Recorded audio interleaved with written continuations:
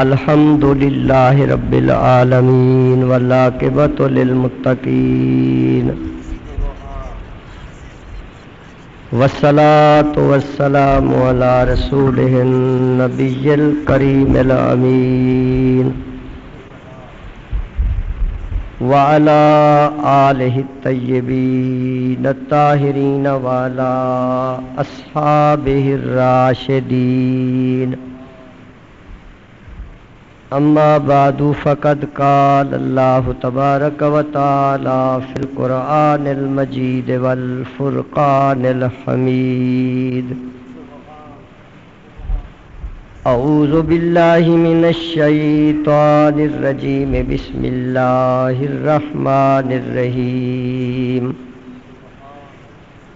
وقولوا للناس حسنا قال اللہ تبارک و تعالی فی شان حبیبہ صلی اللہ علیہ وسلم ان اللہ وملائکتہ یصلون علی النبی یا ایہا الذین آمنوا صلوا علیہ وسلموا تسلیما الصلاۃ والسلام علیک یا رسول اللہ الصلاۃ والسلام علیک یا نبی اللہ الصلاۃ والسلام علیک یا سید المرسلین الصلاۃ والسلام علیک یا رحمۃ للعالمین الصلاۃ والسلام علیک یا رسول اللہ وعلی آلک وصحابک یا حبیب اللہ۔ تمام حضرات مل کر محبت سے درود پاک پڑھیے۔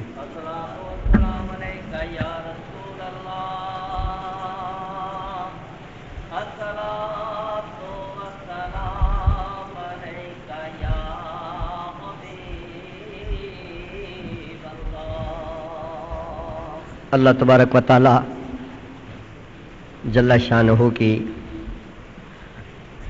پاک اور مقدس اور بابرکت کتاب قرآن مجید فرقان حمید کی آیت کریمہ تلاوت کرنے کی سعادت حاصل کی ہے۔ دعا فرمائے رب کریم اس آیت پاک کا صحیح مطلب عرض کرنے کی توفیق عطا فرمائے۔ دعا ہے کہ اللہ رب العزت اپنے پیارے حبیب سرور کائنات فخر موجودات امام الانبیاء احمد مجتبی حضرت محمد مصطفیٰ صلی اللہ علیہ وآلہ وسلم کے طفیل ہم سب کو عمل کی توفیق عطا فرمائے۔ گزشتہ 2 جمعے تقریباً آپ کے سامنے جو عنوان چل رہا تھا وہ حقوق زوجین کا عنوان تھا کہ چونکہ اللہ تبارک والا کا دین ایک مکمل دین ہے۔ قرآن پاک میں اللہ نے ارشاد فرمایا الیوم اکملت لکم دینکم کہ اے لوگو میں نے تمہارے لیے اپنے دین کو مکمل فرما دیا ہے۔ اس لیے اس دین میں کوئی کمی نہیں ہے۔ اللہ نے قیامت تک کے تمام انسانوں کے لیے مکمل ہدایات عطا فرما دی ہیں۔ کچھ احکام وہ ہیں جو واضح ہیں اور کچھ احکام پوشیدہ ہیں، اور وہ جو اللہ کے پوشیدہ احکام ہیں ان کی وضاحت اللہ کے محبوب علیہ السلام نے احادیث مبارکہ میں فرما دی ہے۔ اس لیے اللہ فرماتے لا رطب ولا یابس الا فی کتاب مبین کہ لوگوں خشکی اور تری کی کوئی ایسی بات نہیں ہے، کوئی ایسا علم نہیں ہے جو میری کتاب میں نہ ہو۔ میں نے اپنی کتاب کو تمام علوم کا مجموعہ بنا دیا ہے۔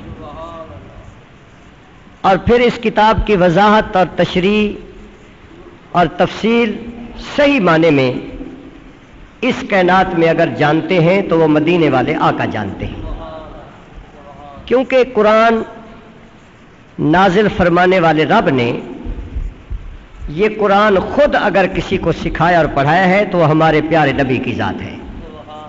27واں پارہ سورۃ الرحمن آپ جب پڑھتے ہیں تو اس میں واضح طور پہ ہے علم القرآن، کہ ہمارے مدینے والے مصطفیٰ نے کسی استاد سے یا کسی انسان سے قرآن نہیں پڑھا، بلکہ میں رب خود اپنے نبی کو قرآن سکھانے والا ہوں۔ تو جب رب پڑھانے والا ہو اور حضور پڑھنے والے ہوں اور قرآن میں ہر چیز کا علم عطا فرما دیا گیا ہے تو پتہ چلا کہ اللہ نے ہمارے نبی کو تمام علوم عطا فرما دیے ہیں۔ تو سرکار دو عالم علیہ السلام پر نازل ہونے والی کتاب ایک مکمل کامل اکمل کتاب ہے، اور اس میں تمام انسانوں کے لیے ہدایت موجود ہے۔ اس لیے ارشاد فرمایا ھدی للناس، اے لوگوں یہ قرآن ہر شخص کے لیے ہدایت بن کر آیا ہے۔ تو حقوق زوجین 2 جمعے میں نے آپ کے سامنے بیان کیے، کیونکہ ہمارے ماحول میں، ہمارے معاشرہ میں، مرد عورت میں، خامد اور بیوی میں اتنا گھریلو تنازعات ہوتے ہیں، اور اگر محبت پیار بھی ہو تو شریعت کے خلاف باتیں ہوتی ہیں، ان کی عادت شریعت کے خلاف، ان کا اٹھنا شریعت کے خلاف، ان کا بیٹھنا شریعت کے خلاف، کھانا پینا شریعت کے خلاف۔ تو پھر آپ کو پتہ ہے جب شریعت پر عمل نہ کیا جائے تو گھر میں جھگڑے بھی ہوتے ہیں، بے برکتی پھیل جاتی ہے، اور رزق میں کمی آ جاتی ہے، عمر میں کمی آ جاتی ہے، مصیبتوں اور بیماریوں میں اضافہ ہو جاتا ہے۔ اس لیے دعا کیجیے اللہ ہمیں ان تمام مصیبتوں سے نجات عطا فرمائے اور شریعت پر صحیح معنی میں عمل کی توفیق عطا فرمائے۔ اگر آپ کو میاں بیوی کے حقوق اگر بتائے تھے تو وہ بھی اس لیے کہ شریعت نے باقاعدہ ہدایات فرما دی ہے کہ خامد ہو تو کیسا ہو اور بیوی ہو تو کیسی ہو، ان کو آپس میں تعلق کیسا رکھنا چاہیے، بولنا کیسا چاہیے، ایک دوسرے کا احترام کیسے کرنا چاہیے، کیونکہ ان دونوں کے ایک دوسرے سے احترام کرنے سے گھر کا معاشرہ پاک ہو جاتا ہے، اولاد کی تربیت صحیح ہو جاتی ہے۔ تو اللہ ہر مسلمان مرد اور ہر عورت کو شریعت کے مطابق حقوق پر عمل کرنے کی توفیق عطا فرمائے۔ اب آج ایک اور موضوع شروع ہو رہا ہے، کیونکہ حقوق کے بارے میں آپ نے شریعت میں پڑھا ہوگا کہ اللہ تبارک و تعالی کے بھی حقوق ہیں، حقوق اللہ، اور وہ عبادات ہیں، نماز، روزہ، حج، زکوٰۃ۔ اللہ تعالی ہمیں ان حقوق کو پورا کرنے کی توفیق عطا فرمائے۔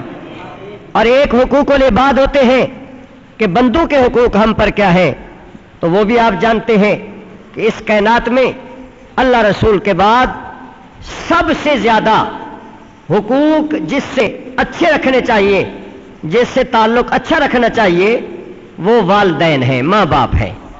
اس لیے اللہ ہمیں اپنے ماں باپ کے ساتھ تعلق اچھا رکھنے کی توفیق دے۔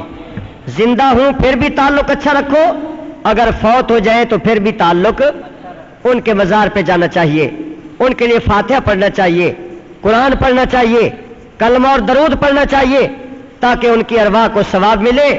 اور سرکار فرماتے ہیں جو زندگی میں اپنے ماں باپ کی خدمت نہیں کر سکا، اگر وہ مرنے کے بعد ان کی قبر پہ حاضری دے گا، ان کے لیے فاتحہ پڑھے گا، ان کے لیے دعائیں مانگتا رہے گا، تو اللہ اس کی زندگی کی کمی پوری فرما دے گا اور اس کے حق کو ادا فرما دے گا۔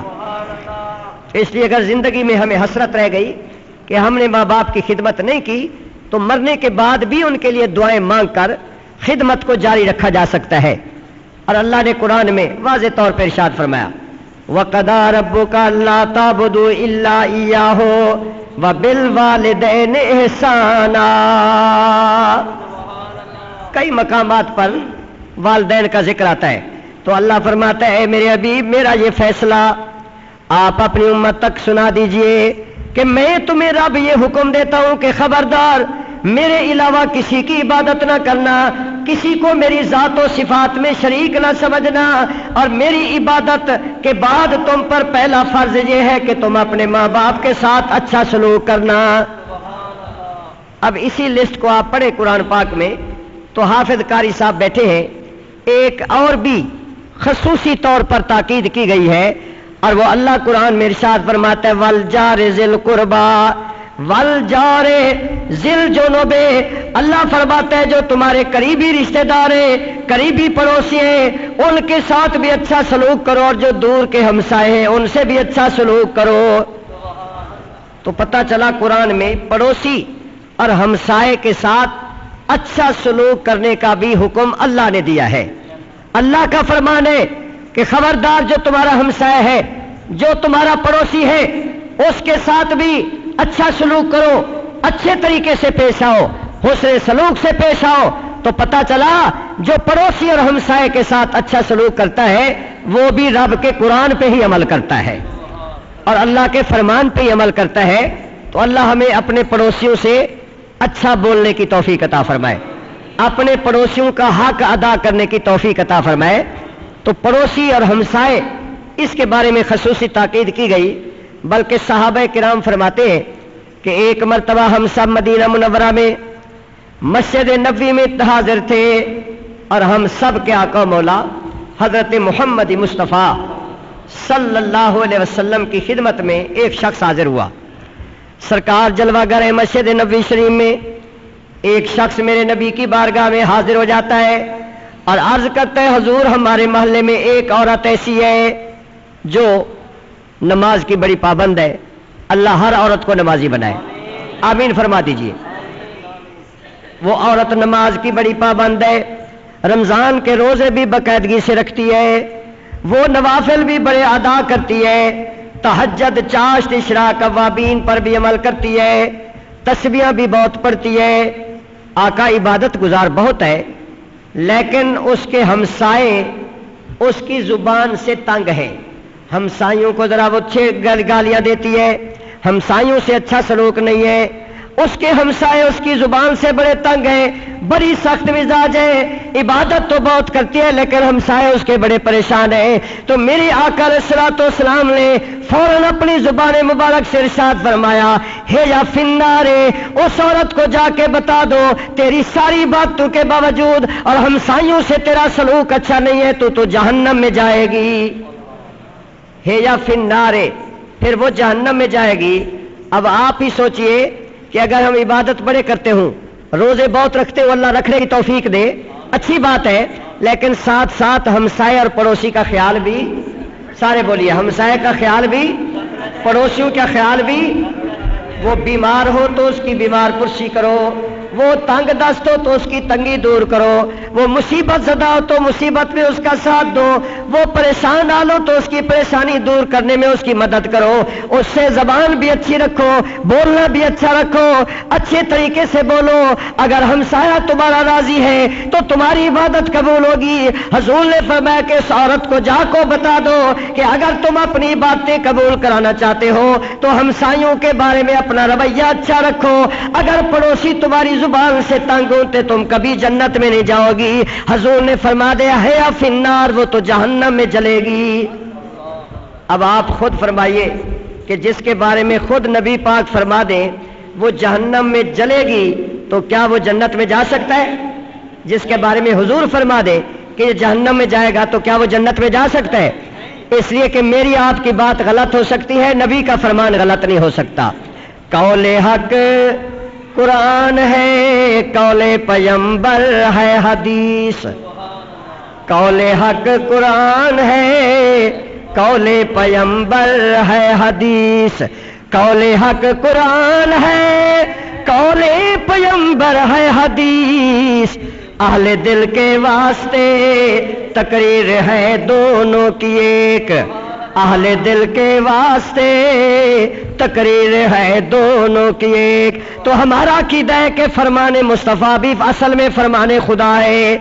تو حضور نے فرمایا خبردار، اگر ہمسائے اس کی زبان درازی سے تنگ ہے، ہمسائے اس کی گالی گلوچ سے تنگ ہے تو جاؤ اسے کہہ دو تیرے نفل تیری نمازیں کوئی فائدہ نہیں دیں گی۔ اگر تو نے رب کی بارگاہ میں اپنی عبادات قبول کرنی ہے تو تجھے چاہیے کہ تو اپنے پڑوسیوں سے اچھا سلوک کر تاکہ پڑوسی راضی ہو جائے تو میں بھی راضی ہوں، تیرا رب بھی راضی ہے۔ پھر ایک اور شخص آ گیا، اللہ اکبر، بارگاہ رسالت میں ایک اور غلام حاضر ہو گیا اور عرض کرنے لگا، آقا ہمارے محلے میں ایک ایسی عورت ہے جو فرائض کی پابندی تو کرتی ہے لیکن نوافل ادا نہیں کرتی، نوافل نہیں پڑھتی، وہ زیادہ تسبیح بھی نہیں پڑھتی، زیادہ ورد وظائف بھی نہیں کرتی، صرف فرائض کو ادا کر لیتی ہے، لیکن آقا اس کے ارد گرد جتنی پڑوسی خواتین ہیں وہ سب اس کے لیے دعائیں کرتی ہیں، سب اس کی پیاری پیاری زبان سے بڑی خوش ہیں، اس کے اخلاق سے بڑے متاثر ہیں، اور سب ہمسائے اس عورت کے لیے دعائیں مانگتے ہیں کہ وہ سب سے مسکرا کے بولتی ہے، سب عورتوں سے اس کا سلوک بڑا اچھا ہے، سب پڑوسی عورتیں اس کے اخلاق سے متاثر ہیں۔ سرکار نے فرمایا کہ جاؤ خوشخبری سنا دو ہے یا فی الجنہ، میں اس عورت کو اس کے حسن سلوک کی وجہ سے جنت میں دیکھ رہا ہوں، میں اس عورت کو حسن اخلاق کی وجہ سے جنت میں دیکھ رہا ہوں۔ تو پتہ چلا کہ پڑوسی اور ہمسائے کو ستانا یہ جہنمیوں کا فعل ہے اور ہمسائیوں اور پڑوسیوں سے اچھا سلوک کرنا یہ جنتیوں کا کام ہے۔ تو اللہ ہمیں ہمسائے کا حق ادا کرنے کی توفیق عطا فرمائے، پڑوسی کا حق ادا کرنے کی توفیق عطا فرمائے۔ ایک اور حدیث پاک میرے آقا علیہ السلام فرماتے ہیں جب تم گھر میں سالن پکاؤ، سبحان اللہ، تو سرکار فرماتے ہیں پانی زیادہ ڈالا کرو۔ یہ حضور کی ایک حدیث ہے کہ جب تم سالن پکاؤ تو شوربے والا پکایا کرو، سالن میں کچھ پانی ڈالا کرو، ماؤہا کا لفظ ہے، پانی کثرت سے ڈالا کرو۔ صحابہ نے کہا حضور کیا بات ہے؟ حضور نے فرمایا سالن میں پانی ڈالو تاکہ تم وہ سالن ہمسائے کو بھی پہنچا سکو، پڑوسیوں کے بچوں کے لیے بھی پہنچا سکو۔ خبردار اگر تمہارے گھر میں سالن پکا ہے اور اس کی خوشبو تمہارے ساتھ والے گھر میں چلی گئی ہے، پڑوسیوں کے گھر میں اس کی خوشبو چلی گئی ہے، سالن کی جناب خوشبو اس تک پہنچ گئی ہے اور اس کے بچوں نے کہیں کہہ دیا کہ امی تو نے تو اچھا سالن نہیں پکایا لیکن دیکھو ہمارے گھر کے ساتھ والے گھر سے بڑی اچھی خوشبو آ رہی ہے، تو سرکار فرماتے خبردار اگر بچوں نے یہ مطالبہ کر دیا اور اس گھر کی عورت نے یہ سوچ لیا کہ میں غریب ہوں میں اتنا نہیں کر سکتی تو تمہارا اس کھانا بھی صحیح معنی میں کھانا نہیں ہوگا۔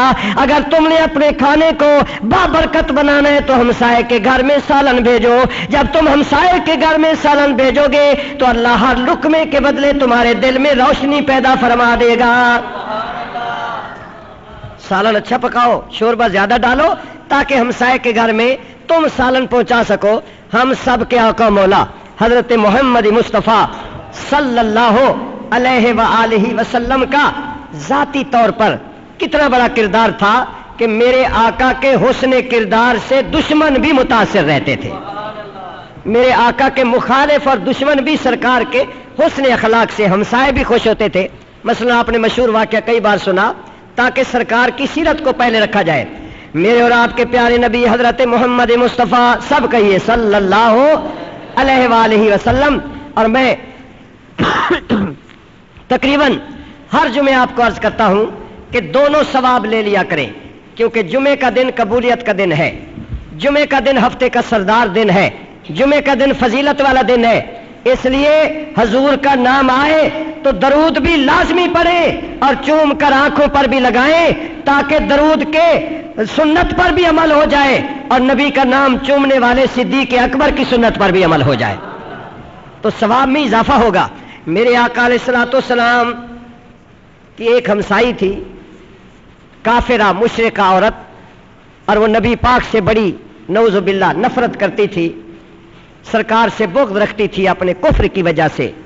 تو میرے آقا علیہ الصلوۃ والسلام جب اپنے گھر کے دروازے سے باہر تشریف لاتے تھے تو وہ مشرکہ اتنا بدبخت اور عورت تھی کہ سرکار کے راستے پر کانٹے بچھا دیا کرتی تھی، کانٹے، تاکہ میرے آقا گھر سے نکلیں حضور کے پاؤں میں وہ کانٹے چبھ جائیں اور مسلمانوں کے نبی کو تکلیف پہنچے۔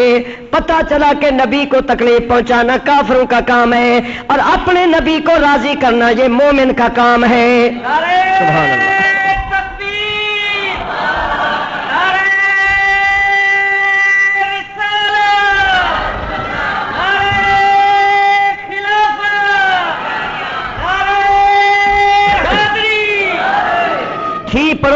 تھی ہمسائی، لیکن آقا کے راستے میں کانٹے بچھا دیتی تھی بغض و حسد کی وجہ سے۔ قربان جاؤں آقا، سرکار کی زبان پر کبھی ناراضگی کا اظہار نہیں آیا، کبھی غصے کا عالم نہیں آیا، کبھی آپ کے چہرے پر خفگی نہیں آئی، آپ کے چہرے پر غصے کے آثار نہیں نظر آئے۔ کیوں نظر نہیں آئے؟ اس لیے کہ اللہ آپ کے بارے میں ارشاد فرماتے وما ارسلناک الا رحمتا للعالمین، آپ سارے جہانوں کی رحمت بن کر آئے۔ تو سرکار کانٹے برداشت کر لیتے تھے، لیکن میرے آقا نے کبھی غصہ نہیں فرمایا، کبھی آپ نے نقصان کی دعا نہیں فرمائی، کبھی ناراضگی کا اظہار نہیں فرمایا۔ بس میرے آقا کے غلام کانٹے ہٹا دیتے تھے، سرکار مسکراتے ہوئے گزر جاتے تھے۔ حضور کو پتا تھا فلاں ہمسائی ہے، وہ کانٹے بچھا دیتی ہے، اور کبھی کبھی وہ ظالمہ مشرکہ اس طرح کرتی کہ اگر اس کو کانٹے نہ ملتے تو گھر کا کوڑا کرکٹ، گھر کی گندگی، گھر کا جناب جھاڑو والا جناب جتنا گند ہوتا تھا، استغفر اللہ، میرے آقا گزرتے تو وہ حضور کے اوپر ڈال دیتی تھی۔ لیکن میرے آقا نے کبھی برا نہیں منایا۔ وہ آقا کہ جس پر ساری کائنات درود و سلام پڑتی ہے، اس آقا پر گندگی پھینکی جاتی ہے تو میرے آقا برا نہیں مناتے۔ کبھی آپ نے غصہ نہیں فرمایا، غضب میں نہیں آئے، آپ خاموشی سے گزر جاتے۔ لیکن جناب کچھ دنوں کے بعد میرے آقا نے محسوس فرمایا کہ اب کانٹے بھی نہیں پڑے اور کبھی گند بھی نہیں گرایا گیا۔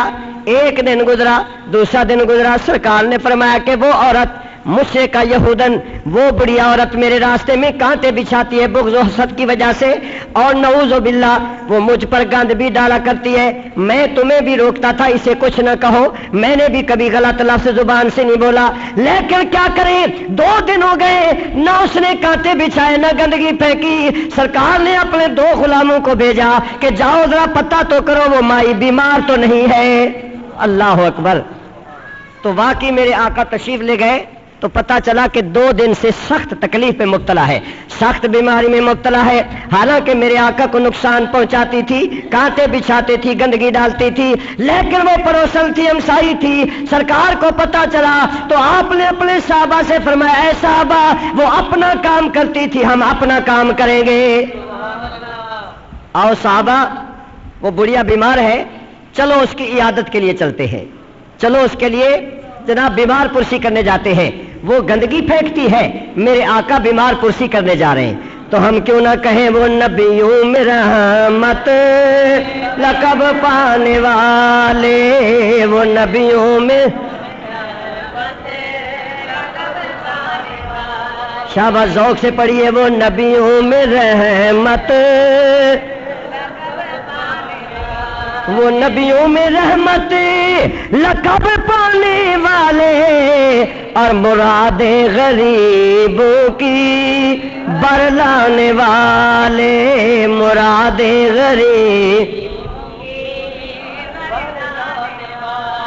محبت سے پڑھا کریں، ذوق سے پڑھا کریں، وہ نبیوں میں رحمت لقب پانے والے، وہ نبیوں میں رحمت لقب پانے والے، اور مرادیں غریبوں کی برلانے والے۔ میرے آقا نے فرمایا او صحابہ چلتے اس کی بیمار پرسی کرتے ہیں۔ سبحان اللہ! ہے وہ کافرہ، ہے وہ مشرکہ، ہے نبی سے حسد کرنے والی، ہے نبی سے بغض رکھنے والی۔ آج تو ہمیں کوئی سیدھے منہ سلام کا جواب نہ دے تو ہم ملنا چھوڑ دیتے ہیں، کوئی ہم سے صحیح بات نہ کرے تو ہم قطع تعلق کر دیتے ہیں، لیکن قربان جاؤں آقا کو جو تکلیفیں دیتے ہیں سرکار ان کے لیے بھی رحمت بن کر آئے ہیں۔ میرے آقا نے فرمایا صحابہ چلتے ہیں۔ سبحان اللہ! آقا اپنے 2 صحابہ کو ساتھ لیا اور سرکار اس بڑھیا کے دروازے پر گئے، دستک دی، اندر سے بڑھیا کا بیٹا بھاگ کے آیا، نوجوان بیٹا تھا، وہ بھی مشرک اور کافر تھا، بھاگ کے آیا۔ لیکن جب اس نے دروازہ کھولا تو کیا دیکھا کہ 14ویں رات کے چاند جیسا چہرہ موجود ہے اور جسم سے خوشبو آ رہی ہے، ساری دنیا کے عطر ایک طرف، میرے آقا کی خوشبو، پسینے کی خوشبو ایک طرف۔ تو کوئی بات نہیں، درمیان میں کوئی مرچ مسالہ آ جائے تو برداشت کر لیا کریں، نمکین باتیں یعنی آ جائے نا نمکین باتیں تو برداشت کر لیا کریں۔ تو میرے آقا کا پسینہ عطر سے بھی زیادہ، بولیے، اور جو آدمی یہ کہے نبی ہم جیسے ہیں تو اس کمینے کے پسینے سے بدبو آتی ہے اور مدینے والے کے پسینہ سے خوشبو آتی ہے۔ میرے آقا علیہ الصلوۃ والسلام کا جسم خوشبو سے معطر رہتا تھا، بلکہ آپ نے کئی بار سنا بھی ہوگا میرے ابا جی رحمت اللہ علیہ سے یا مجھ سے کہ بعض اوقات سرکار دوپہر کے وقت سخت گرمی کے موسم میں آرام فرماتے تھے تو سرکار کے جسم اقدس پر پسینے کے قطرے ہوتے تھے، تو ام المومنین سیدہ ام سلمہ رضی اللہ تعالیٰ عنہا میرے نبی کی زوجہ پاک ہے، آپ سرکار کے جسم اقدس سے اپنی شہادت کی انگلی سے پسینہ جمع کر کے بوتل بھر لیتی تھی، پسینہ جمع کر کے بوتل بھر لیتی تھی۔ تو ایک دن آگا فرمانے لگے کیا کر رہی ہو ام سلمہ؟ حضور میں تو دنیا کی دولت لوٹ رہی ہوں۔ حضور فرمایا کیا کرو گے؟ سرکار نے حضرت بی بی ام سلمہ نے فرمایا آقا میں تو اس سے بڑا کام لیتی ہوں، سرکار مدینہ میں جس کی شادی ہوتی ہے اس دلہن کے عطر میں آپ کے جسم کے قطرے کو خوشبو کا قطرہ ڈال دیتی ہوں اور ساری دنیا سے مہک اس دلہن میں زیادہ پیدا ہو جاتی ہے۔ تے اتھا تا تبلیغی جماعت والے دی زال اون دے کپڑے کو نفرت کریں دیے تے نا مراد سر گنجے والا دے نبی میرے جیسا دعا کرو اللہ اے کو بچاوے۔ آج اے پاسے والے آمین نہیں آدے تساں کو اللہ اے کو بچاوے۔ بہرحال اپنا عقیدہ بناؤ سب سے اولا لا ہمارا نبی سب سے لا ہمارا نبی سب سے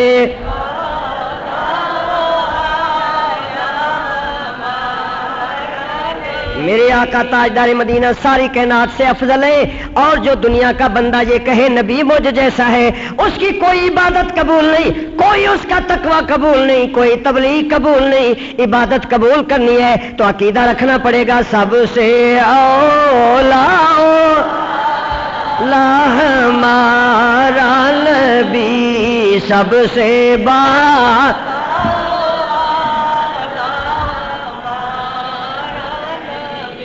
اب جب اس کافرہ مشرکہ بڑھیا عورت کے بیٹے نے میرے آقا کو دروازے پہ دیکھا، پاؤں کے نیچے سے زمین نکل گئی، کانپنے لڑنے لگ گیا۔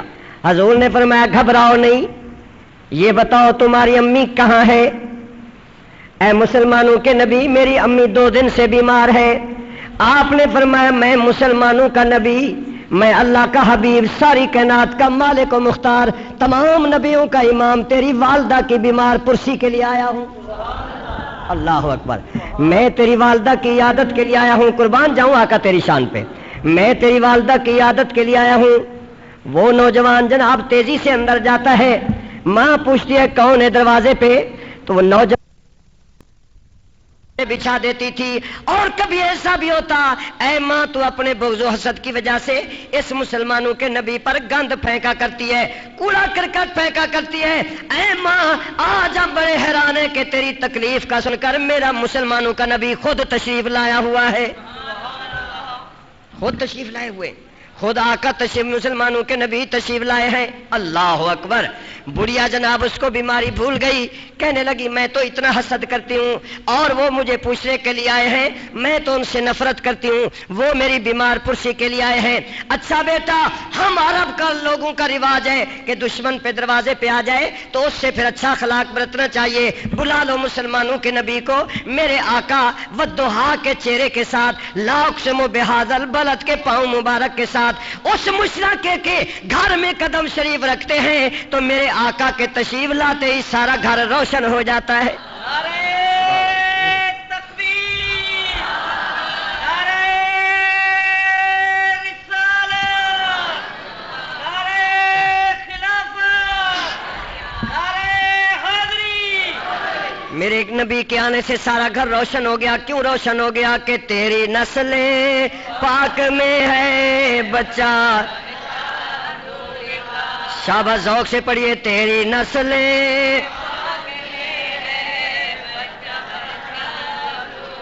تیری نسل پاک میں ہے بچہ بچہ نور کا، تو ہے عین نور تیرا سب گھرانہ، تو ہے عین نور تیرا سب گھرانہ۔ میرے نبی پاک اپنی دشمن، نفرت کرنے والی، حسد کرنے والی، بغض رکھنے والی کافرہ مشرکہ ہمسائی کی بیمار پرسی کے لیے تشریف لائے. سرکار جب تشریف لائے سر اگر روشن ہو گیا، خوشبو سے معطر ہو گیا. میرے آقا قریب آئے اور فرمایا ماں تیرا کیا حال ہے؟ سبحان اللہ. اے ماں تیرا کیا حال ہے؟ تو میرے راستے میں کانٹے بچھاتی ہے، مجھ پر گندگی ڈالتی ہے. 2 دن سے تو نے گندگی نہیں ڈالی تو میرے دل میں خیال آیا کہ شاید وہ بیمار ہوگی. تو اے ماں میں تجھے پوچھنے آیا ہوں، میں تیری بیمار پرسی کے لیے آیا ہوں، میں تیری دعا کے لیے آیا ہوں. اس بوڑھی عورت کو شرمندگی سے کوئی جواب نہ بن پڑا. وہ سرکار کے قدموں میں گر گئی. اے مسلمانوں کے نبی، میں دل سے بڑا حسد اور بغض کی آگ میں تیرے خلاف جلتی رہتی ہوں، لیکن تو نے آج حد کر دی. میں بیمار پڑی تو میرے پوچھنے کے لیے آ گیا. اب اپنی طبیعت بعد میں بتاؤں گی، پہلے مجھے کلمہ پڑھا دیجئے، پہلے مجھے کلمہ پڑھا دیجئے اور اپنا غلام بنا دیجئے. اس بڑھیا نے کلمہ پڑھا تو اس کے بیٹوں نے بھی کلمہ پڑھ لیا. پورے گھرانے میں کلمے کی صدائیں گونجنے لگی. یہ میرے آقا نے ہمسایوں کے ساتھ حسن سلوک فرمایا تو ہمسایوں نے کیسے پیارے نبی کا کلمہ پڑھ لیا. تو سرکار نے سبق دیا کہ ہمسایہ بیمار ہو تو اس کو، آواز ڈھیلی ہو گئی آپ کی، کیوں بھائی پڑوسی نال کوئی اچھا تعلق کوئی نہیں تھوڑا؟ راؤ اختیار تھا نا، بولے تو سدا بولو بھائی. یہ بتاؤ ہمسائیوں سے اچھا سلوک کرنا میرے آقا کی سنت ہے، میرے آقا کی. پڑوسیوں سے خوش ہو کے بولنا میرے آقا کی سنت ہے. گھر میں اگر سالن زیادہ پکا ہو پڑوسیوں کے گھر بھیجنا میرے آقا کی سنت ہے. وہ جناب اگر پریشان حال ہوں ان کی پریشانی میں ان کا ساتھ دینا میرے آقا کی سنت ہے. اگر وہ کسی تکلیف میں مبتلا ہوں، مقروض ہوں، تو جناب ان کے قرضے میں ان کا تعاون کرنا، ان کے ساتھ جناب انسانی ہمدردی کرنا میرے آقا کی سنت ہے. اور میرے آقا سرور کائنات علیہ السلام نے اپنی سنت سے ثابت کر دیا کہ جو شخص ہمسائے سے اچھا سلوک کرے گا وہ رب کو بھی راضی کرے گا، مجھے بھی راضی کرے گا. تو سارے پڑھیے وہ نبیوں میں رحمت لقب پانے والے. سبحان اللہ. سارے پڑھیے وہ نبیوں میں رحمت لقب پانے والے، مراد غریب. قبلہ حاجی حبیب صاحب نے بڑا اچھا سوال کیا اور کرنا چاہیے تھا. اگر گھر میں ایسا شخص ہے جو تمہارا دشمن ہے، تمہارا مخالف ہے، تم سے بغض رکھتا ہے، تم سے حسد رکھتا ہے، تمہاری ذات کا مخالف ہے، تو اس کو جا کر پوچھنا سنت مصطفیٰ، اس کو جا کر پوچھنا. اور جو خدا کو گالیاں دیتا ہو اس کو پوچھنا جائز. سارے بولیے.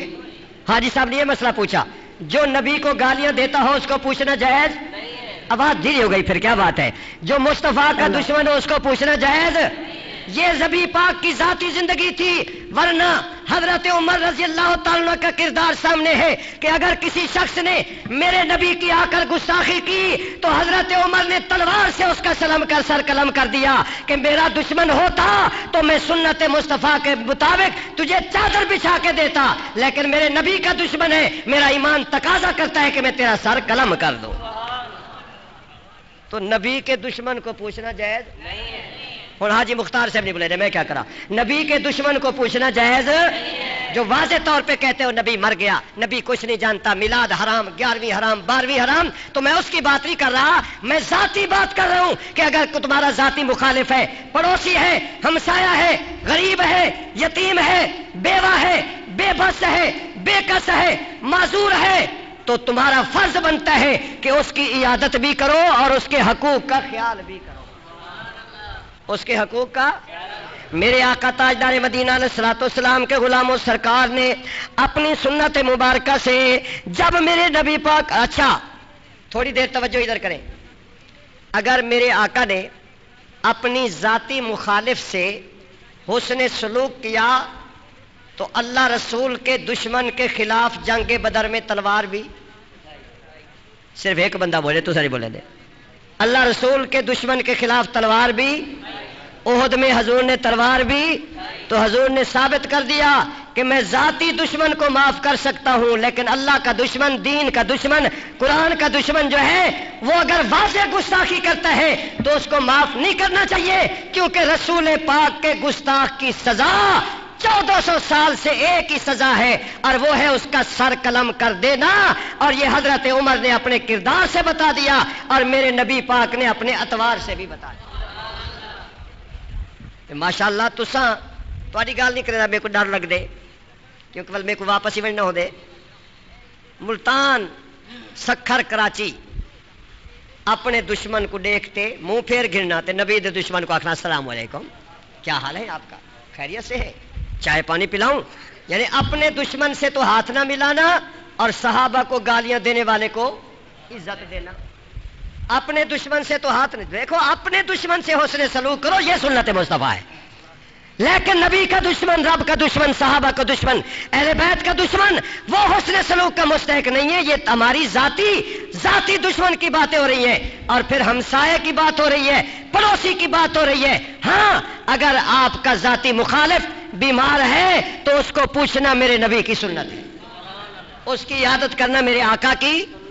ایک مرتبہ ہم سب کے آقا مولا حضرت محمد مصطفیٰ سب کا یہ صلی اللہ علیہ وسلم، یہ تو تھا سیرت مصطفیٰ کا نقشہ. اب پیارے مصطفیٰ کی سیرت کے بعد سیرت صحابہ کرام، کیونکہ اس امت مصطفیٰ میں سب سے افضل صحابہ کرام ہیں.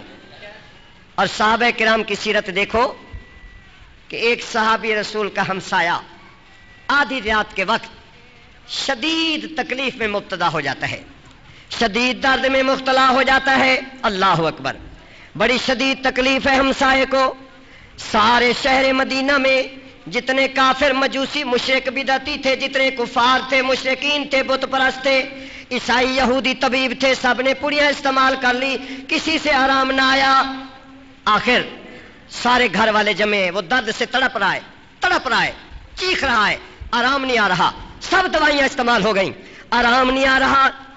کسی نے کہا یار یہ ساتھ مسلمان کا گھر ہے، اس سے پوچھ لو شاید اس کے پاس کوئی دوائی ایسی ہو کہ پڑوسی کو آرام آ جائے. واہ میرے آقا تیری شان پہ قربان جاؤں. یعنی پہلے کفار کو تکلیف ہوتی تھی تو مسلمانوں کے دروازوں پہ آتے تھے، اور آج مسلمان بش کے دروازے پہ کہاں جاتے ہیں؟ یہ تو میرا خیال کاف لیگ دن تو آکو بھائی کس کے دروازے پہ ہے. اچھا بھائی جمیل ایک بڑی مزیدار بات سناؤں. میری پرسوں تقریر تھی اکاڑا کینٹ کے پاس کسی چک میں، تو میں نے اپنی عادت کے مطابق وہاں 5-10 منٹ اس پرہیز مشرف کو لتاڑا اور پرہیز غضب الہی کو بھی لتاڑا. جب میری تقریر ہو گئی نا تو تقریر میں نعرے لگ رہے تھے. تقریر جب ہو گئی تو وہ دعوت والا کہتا ہے جی میں فوج میں بریگیڈیئر ہوں. میں فوج میں کیا ہوں؟ میں مسجد میں کھڑا ہوں. خدا کی قسم کہنے لگا اظہری صاحب آپ نے جو باتیں کی ہیں شاید میں اس سے بھی زیادہ ان کو برا سمجھتا ہوں، کیونکہ ہمیں پتہ ہے کہ اس کا فوج میں کردار کیا ہے، اس کا کریکٹر کیا ہے، لیکن کیا کریں ہم مجبور ہیں، ملازم ہیں. اس لیے آپ نے جو باتیں کی ہیں خدا کی قسم میں اس سے بھی زیادہ اس کی باتیں جانتا ہوں کہ یہ اتنا نامراد پلیت ہے کہ اللہ تعالیٰ ان کاف لیگ والوں کو عقل عطا فرمائے. آمین. نویادے گڑبڑ ہے صحیح. اللہ رانا اور شاہ صاحبان کو ان نامراد کم جان چھڑاوے. تو انہوں کو چاہیے کہ اس پرویز الہی تے پرویز مشرف دی جماعت کو چھوڑیں، اللہ رسول دی جماعت آمین سودا ساتھ دے سکتے ہیں. اور اگر یہ حکومت لڑ رہی ہے تو ساتھ تو سارے دیسوں میں کو پتہ ہے، لیکن میں ساتھ نہیں دینا. میں اوندا ساتھ دے سان جڑا اللہ دے نال تے رسول پاک دے دین دے نال. میرے آقا تاجدار مدینہ علیہ السلام، لیکن تسا ٹوٹلی ہونے نال میں کو پتہ ہے ای ساڈے نال کہیں دے یاری ساڈے نال تے ووٹ اون پاسے دے دے. اے بیٹھے میرا سامنے یار شہر جتھا میری تقریر ہوئے ہر تقریر چھوندے ابو بیٹھا ہوندے، لیکن میں کو آدھے تقریر آپ کی سنتا ہوں ووٹ ان کو دیتا ہوں. یہ سامنے بیٹھے. اچھا بہرحال میرے آقا تاجدار مدینہ علیہ الصلوۃ والسلام کے غلاموں توجہ سے سنو. صحابی رسول کے دروازے پہ آیا بندہ، حضرت وہ آپ کا پڑوسی تڑپ رہا ہے تکلیف سے. سارے مجوسیوں نے نسخے آزما لیے، سارے عیسائیوں نے نسخے آزما لیے، یہودیوں کی دوائیاں کھا لی، اسے آرام نہیں آ رہا. اچھا تو مہربانی کر یار تیرے پاس کوئی دوائی ہو تو تیرا ہمسایہ ہے، پڑوسی ہے، ذرا اس کا خیال کر. صحابی رسول نے سوچا میرے پاس کوئی دوائی تو نہیں، نہ میں حکیم ہوں نہ طبیب ہوں، لیکن ہو سکتا ہے کہ میرے نبی کی شریعت کو فائدہ پہنچے میرے جانے سے، میرے نبی کی شریعت کو فائدہ پہنچے. تو اندر چلا گیا. سارے یہودی ایک طرف ہٹ گئے، مشرک ہٹ گئے. میرے نبی کا صحابی گیا. آدھی رات کے بعد وہ تڑپ رہا ہے درد سے یہودی. اللہ اکبر. ہاں بھئی کیا دوائی دے رہے ہو؟ تمہارا پڑوسی چیخ رہا ہے. تو مسلمان صحابی نبی کے غلام نے کہا کوئی پڑیا نہیں ہے، کوئی دوائی نہیں ہے، ذرا ایک طرف ہٹ جاؤ، میں دم کرنا چاہتا ہوں. کیا کرنا چاہتا ہوں؟ یہ نوجوان نیدر بیٹھا کہندے چوڑی مارو. میں دم کرنا چاہتا ہوں. میرے آقا سرور کائنات علیہ السلام کے جناب صحابی نے پڑھ کر خاموشی سے دم کر دیا، اور صحابی کا دم کرنا تھا کہ اس کا اٹھ کے بیٹھنا تھا. یہ نہیں کہ 5-10 منٹ بعد.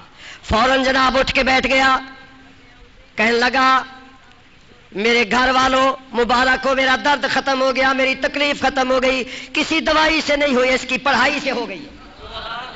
درد ختم ہو گیا، تکلیف ختم ہو گئی، اٹھ کے بیٹھ گیا. اب سب گھر والے ارد گرد ہو گئے. اے مسلمان بتا تو نے کیا پڑھا؟ تو مسلمان نے کہا اے یہودیوں، اے عیسائیوں، اے مشرکوں، اے گھر والوں سن لو، خدا کی قسم کوئی دوائی تمہارے سامنے نہیں دی، میں نے صرف پڑھ کے دم کیا، یہ ٹھیک ہو گیا. آؤ میں تمہیں بتانا چاہتا ہوں، میں نے رب کا قرآن پڑھا ہے جو اپنے نبی پر اس نے نازل فرمایا. میں نے قرآن پڑھا ہے. یقین فرمائیے اس صحابی کے کھڑے کھڑے پورے گھر والوں نے کلمہ پڑھ لیا کہ جس نبی پر اترنے والی کلام کی یہ شان ہے، اس نبی کی کیا شان ہوگی. سب نے جناب کلمہ پڑھ لیا، سارا محلہ مسلمان ہو گیا، ساری برادری مسلمان ہو گئی، وہ بیمار بھی مسلمان ہو گیا. صبح ہوئی تو مدینے میں شور تھا، لو جی پورا محلہ پوری برادری مسلمان بن گئی ہے، خوشیاں منائی جا رہی ہیں. میرے آقا علیہ السلام کی خدمت میں سارے چل کے حاضر ہوئے، حضور مبارک ہو. اچھا سارے آ گئے زیارت کے لیے. کیسا وہ خوش نصیب زمانہ تھا جب چہرہ والضحیٰ سامنے تھا، سامنے تھا چہرہ والضحیٰ. آج 1427 سال ہو گئے ہم آقا کا ذکر کر رہے، سبحان اللہ آپ کہہ رہے، لیکن وہ کیسا بابرکت زمانہ ہوگا جب میرے آقا کی پیاری پیاری شکل مبارک سامنے ہوگی اور صحابہ کرام سرکار کی زیارت کرتے ہوں گے. سرکار نے اپنے صحابی کو طلب فرمایا، بلاؤ اس کو. آ گیا صحابی، میرے آقا نے مسکرا کے سینے سے لگایا، اے میرے غلام تیری وجہ سے پورا محلہ مسلمان بن گیا. سرکار نے سینے سے لگایا، سینے کو روشن کیا. سرکار نے فرمایا صحیح بتا تو نے پڑھا کیا تھا، کون سی چیز پڑھی تھی؟ میرے آقا کا صحابی سرکار کے قدمین شریفین کو چومنے لگا اور عرض کرنے لگا حضور مجھے کوئی جادو نہیں آتا، کوئی چھو منتر نہیں آتا، میں نے کچھ نہیں پڑھا، میں نے آپ پر نازل ہونے والی اللہ کی پاک کتاب کی سب سے پہلی سورت فاتحہ پڑھ کر دم کر دیا ہے. حضور میں نے صرف الحمد شریف پڑھ کے دم کر دیا، سورت فاتحہ پڑھ کے دم کر دی. سرکار نے اسی وقت یہ لفظ کہا تھا. آج آپ 1400 سالہ کتابیں اٹھا کر دیکھیں نا تو تمام مفسرین نے لکھا ہے کہ سورت فاتحہ کا ایک نام سورت الشفا بھی ہے، اس کا نام سورت الشفا بھی ہے. آپ کسی دیوبندی بریلوی شیعہ اہل حدیث کسی کی تفسیر اٹھائیں، اس سورت کے 27 نام ہیں. کتنے نام ہیں؟ ان 27 ناموں میں ایک نام سورت شفا بھی ہے. اور یہ نام کب پڑا تھا؟ جب اس صحابی نے میرے آقا کی خدمت میں یہ واقعہ بیان کیا تو میرے آقا نے مسکرا کے ارشاد فرمایا کہ سورت الفاتحہ تے سورت الشفا ہے، قیامت تک میرے امتیوں کو بتا دو کہ سورت فاتحہ میں اللہ نے ہر بیماری کا علاج رکھ دیا ہے، ہر بیماری کا. تو اب ذرا توجہ سے بیٹھے، قرآن بھی وہی ہے، قرآن آواز ڈھیلی آپ کی، قرآن سورت فاتحہ بھی، لیکن ہم وہ اگر ہم بھی ان کے نقش قدم پہ چلیں تو آج بھی تمام بیماریوں کا علاج قرآن میں موجود ہے. حافظ صاحبان بیٹھے ذرا ان سے پوچھیے، اللہ قرآن میں بھی خود ارشاد فرماتا ہے، یہ تو میرے نبی کی زبان پاک ہے، اور اللہ قرآن میں فرماتا ہے وَنُنَزِّلُ مِنَ الْقُرْآنِ مَا هُوَ شِفَاءٌ وَرَحْمَةٌ لِّلْمُؤْمِنِينَ.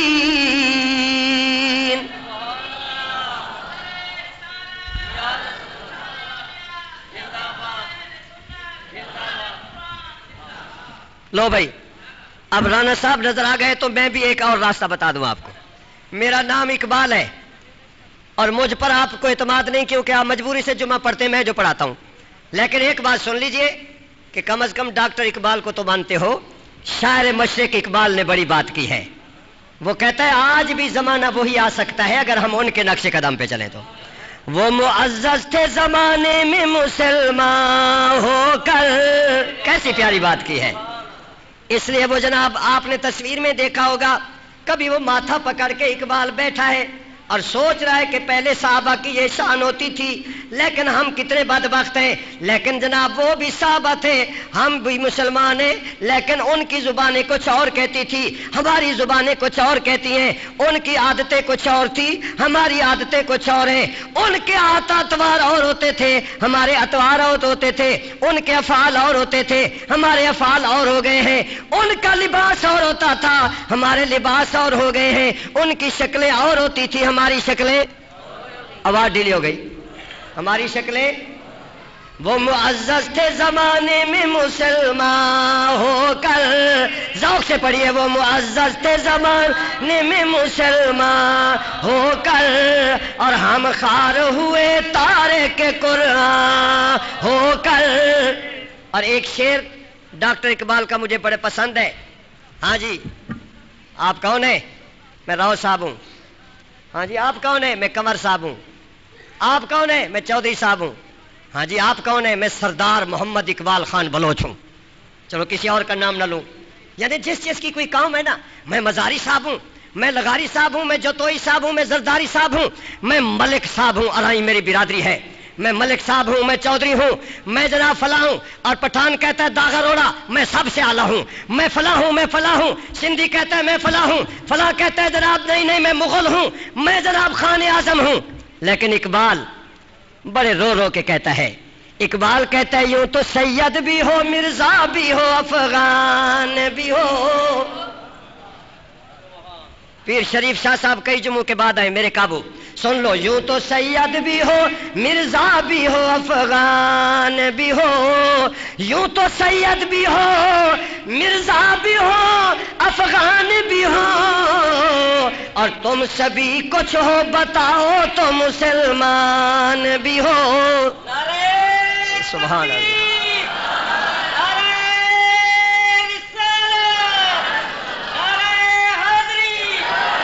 یوں تو سید بھی ہو, مرزا بھی ہو, افغان بھی ہو. اور تم سبھی کچھ ہو بتاؤ تو مسلمان بھی ہو. جمعہ کا دن قبولیت کا دن ہے, دعا فرمائی اللہ ہمیں سچا مسلمان بنائے.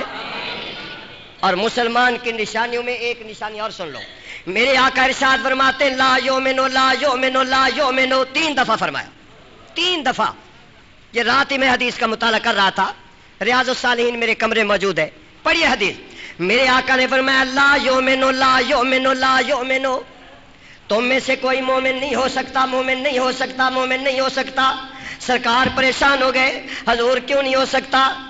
سرکار نے فرمایا کہ من, تم میں سے جو شخص باتا شابان, جس شخص نے رات پیٹ بھر کر گزاری اور اس کا پڑوسی جائن بھوکا سویا ہو, وہ مومن نہیں ہو سکتا. کہ خود تو پیٹ بھر کے کھائے اور تیرا پڑوسی اور اس کے بچے بھوکے سوئے رہے, وہ مومن نہیں ہو سکتا. اور ایک اور حدیث ہے سرکار کی لا یؤمنو, تم میں سے مومن نہیں ہو سکتا جارو ہوں, کہ جس کا پڑوسی بیوایا کہی کہ اس کے جناب کرتوت سے اذیت میں پڑا ہو, تمہاری زبان سے اس کو دکھ پہنچا ہو, تمہارے کردار سے اس کو دکھ پہنچاؤ. جو تیرا پڑوسی تیری حرکتوں سے پریشان آ لے, تیری وجہ سے دکھ میں رہتا ہے, تو کوئی مومن نہیں ہو سکتا. مومن کا کردار تو یہ ہے کہ خود بھوکا سویا رہے, ہمسائے کو کھانا کھلائے, اس کی بیماری میں اس کے جناب تعاون میں بیمار پرسی کرے, عیادت کرے. میرے آقا علیہ السلام فرماتے ہیں پڑوسی کا خیال رکھو, پڑوسی کا خیال رکھو.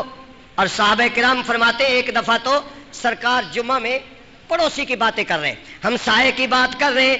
یوسینی لفظ صحابہ کرام کے, حضور نے ہمیں اتنی وصیت فرمائی, یوسینی ہمیں اتنی وصیت فرمائی, اتنی وصیت فرمائی کہ ہم لوگ زنانتم, ہم نے یہ خطرہ محسوس کر لیا, سایورثہ, کہ ان قریب میرے آقا پڑوسی کو ہمارے مکانوں میں اور دکانوں میں حصے دار بنا دیں گے.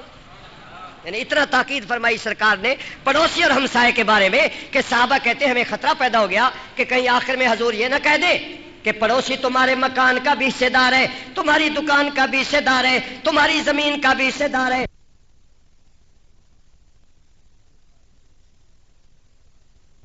بارے میں، پڑوسی کے بارے میں، ہمسائے کے بارے میں حکم دیا۔ ایک مرتبہ ہم سب کے آقا مولا حضرت محمد مصطفیٰ، سب کہیے صلی اللہ علیہ وآلہ وسلم، مدینہ پاک کی گلی میں کھڑے ہیں، سرکار کھڑے ہیں، صحابہ گزرے، سرکار کھڑے، کوئی نظر نہیں آیا، سرکار اکیلے کھڑے ہیں۔ صحابہ حیران ہیں، میرے آقا اکیلے کھڑے ہیں گلی میں، کوئی حضور کے ساتھ باتیں نہیں کر رہا، سرکار اکیلے کھڑے ہیں، علیحدگی میں کھڑے، صحابہ ہاتھ باندھ کے کھڑے ہو گئے، میرے آقا بھی کھڑے ہیں، صحابہ چپ کر کے ہاتھ باندھ کے کھڑے ہو گئے۔ اچانک ایک سفید کپڑوں والا، ایک خوبصورت شکل والا انسان آیا، صحابہ کہتے ہیں ہم نہیں جانتے تھے یہ کون شخص ہے، آ کر حضور کی خدمت میں سلام کا نذرانہ پیش کیا، الصلاۃ والسلام علیک یا رسول اللہ، سلام پیش کیا اور حضور سے باتیں کرنے لگا۔ صحابہ کہتے ہیں سلام تو ہمیں سمجھ آ گیا، باقی باتوں کا ہمیں پتہ نہیں چلا وہ کیا باتیں کر رہا ہے، بس سرکار جواب دے رہے، اب وہ چلا گیا۔ ہم نے پوچھا کہ وہ کون تھا، ہمیں صرف سلام کی سمجھ آئی، باقی باتوں کی سمجھ نہیں آئی۔ اللہ حضور نے ارشاد فرمایا صحابہ یہ اللہ کا فرشتہ جبریل علیہ السلام تھا۔ کون تھا؟ یہ اللہ کی طرف سے فرشتوں کا سردار جبریل علیہ السلام تھا۔ آقا یہ تو انسانی شکل میں تھا۔ حضور نے فرمایا یہی تو تمہیں بتانا ہے کہ اللہ کا نور بھی انسانی شکل میں آ سکتا ہے۔ اللہ کا نور بھی انسانی شکل میں آ سکتا ہے۔ ہاں، لاؤڈ سپیکر سے ہٹ جاؤں تاکہ کسی دوست کو اعتراض نہ ہو، بعد ہمارے ہمدرد بن کر آ جاتے ہیں، او سہیں ول حضور نور ہن تو ول کھاندے کیوں ہن، آپ پیندے کیوں ہن، آپ شادی کیوں کیتی ہے، ول آپ دے دند مبارک چ خون کیوں آیا، ول فلانا کیوں تھیا، فلانا کیوں تھیا۔ اے دراصل ہے ساری جہالت دی وجہ، ورنہ اگر قرآن و حدیث کا مطالعہ کریں تو جبریل کے بارے میں کسی کو شک نہیں، جبریل کو ہر فرقے والا نور، سارے بولو، جبریل کو ہر فرقے والا نور، لیکن جبریل بشر کی شکل میں آیا کہ نہیں؟ آواز ڈھیلی ہو گئی، بشر بن کے آیا کہ نہیں؟ بلکہ حافظ صاحبان کثیر تعداد میں، مجھے 15-20 تو اس مسجد کے اندر والے سین میں نظر آ رہے ہیں، ان سے پوچھو، اللہ قرآن میں فرماتے فَتَمَثَّلَ لَهَا بَشَرًا سَوِيًّا کہ جب ہم نے جبریل کو حضرت مریم کے پاس بھیجا تو مکمل بشر بنا کے بھیجا۔ کیا بنا کے بھیجا؟ حضور کے بارے میں تو ہے بشرم مثلکم، لیکن جب جبریل کی باری آئی رب نے فرمایا بشرن سویا، ہم نے مکمل بشر بنا کے بھیجا۔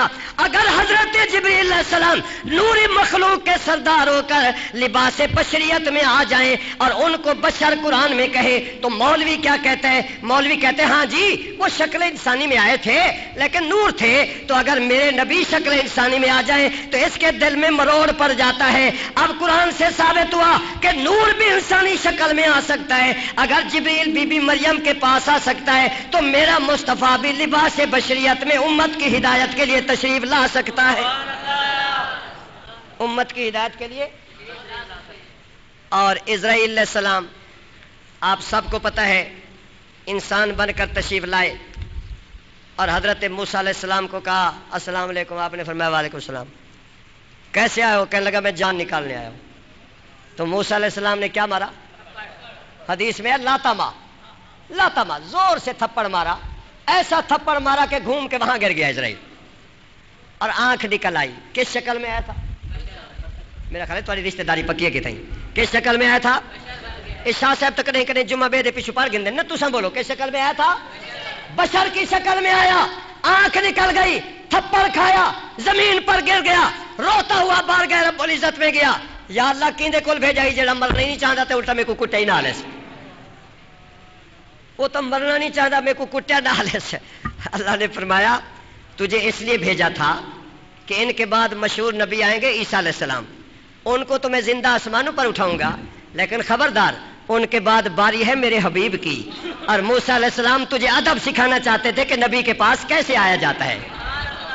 اتھا تو صرف تھپڑ کا دی جو اتھا بے ادبی ڈال گیا تو اتھا ایمان ضائع تھی ویسی، یہ واسطے تے کچھ سکھامنا ہا جو نبوت دی بار گئے کیویں ویندی ون انہاں کو آکھ تو کو رب سڑنا چاہندے تشریف گھننا سو تے تیں تو ون آ کے میں جیند کڈن آیا، بولو تیری جیند نہ کڈے آگو ون، انہاں کو آ کے اللہ تعالیٰ آپ کو بلانا چاہتا ہے، آپ کی کیا رضا ہے؟ اللہ اکبر۔ جب ول جو گئے نا موسیٰ علیہ السلام فرمایا اگر اون دی رضا ہے تو میں حاضر ہوں۔ تو تھپڑ لگا، نور کو تھپڑ لگتا ہے، ملک عبدالستار نہیں بول رہا، حالانکہ میروی ہے. کس کو تھپڑ لگتا ہے؟ بشر کو. تھپڑ لگتا ہے جسم پر، تھپڑ لگتا ہے گال پر، چمڑے پر، آنکھ نکلتی ہے بشر کی. اسرائیل علیہ السلام کو وہاں بھی دیوبندی شیعہ سب نور مانتے ہیں. اگر اسرائیل نور ہو کر انسان کی شکل میں موسیٰ علیہ السلام کے پاس آ سکتا ہے تو قل انما انا بشر کا لباس پہن کر میرا آقا بھی کائنات میں تشریف لا سکتا ہے. تو میرے آقا تو وہ نور ہے کہ ساری کائنات انہی کے صدقے نور بنی ہے. اس لیے ہمارا عقیدہ ہے تیری نسل پاک میں ہے بچہ، تیری نسل پاک میں ہے، تو ہے عین نور تیرا سب گھرانہ. میرے آقا نے فرمایا یہ جبریل علیہ السلام تھے جو میرے سامنے کھڑے رہے. ارے صحابہ کرام تم نے ان کو پہچانا نہیں؟ اگر جس طرح اس جبریل نے مجھے سلام کیا تھا اور میں نے جواب دے دیا، اگر تم بھی اسے سلام کرتے تو وہ تمہیں بھی سلام کا جواب دے دے.